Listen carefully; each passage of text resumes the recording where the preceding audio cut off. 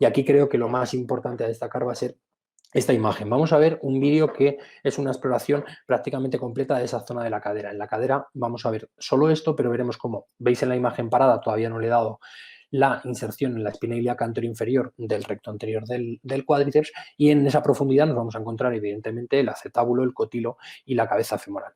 Vamos a ver en el vídeo la diferente afectación que nos podemos encontrar de ese dolor profundo que te refiere el paciente en la zona inguinal.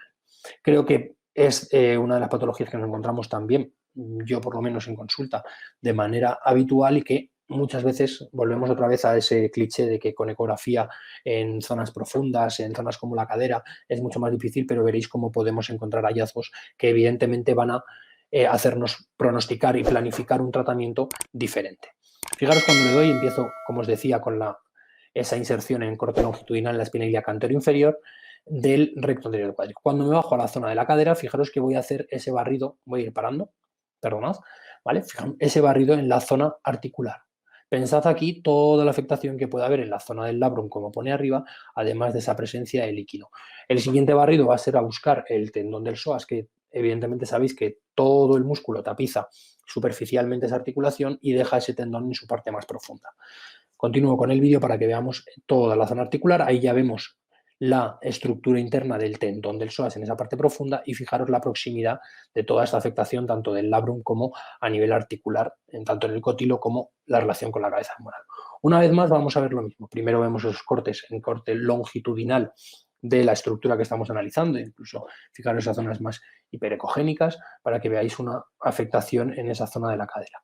Vamos a pasar al siguiente vídeo, porque lo que he hecho ha sido ir estructurándolo para que podáis ver después. Partimos de esa imagen que teníamos anteriormente de la articulación, la zona del labrum, la presencia de líquido, fijaros incluso esa protuberancia ósea que nos sale ahí, y continuamos. ¿Por qué? Porque no solo vamos a hacer un corte longitudinal, evidentemente vamos a pasar a hacer un corte también transversal, pero sobre todo ahora lo que me interesa es esa prueba dinámica. Fijaros cómo la cabeza del fémur se está moviendo en respecto al labrum y a la zona del cótilo, para ver cómo se comporta la articulación, como decíamos antes, a tiempo real, cuando pedimos una flexión y extensión de cadera, aparte de una rotación interna y externa.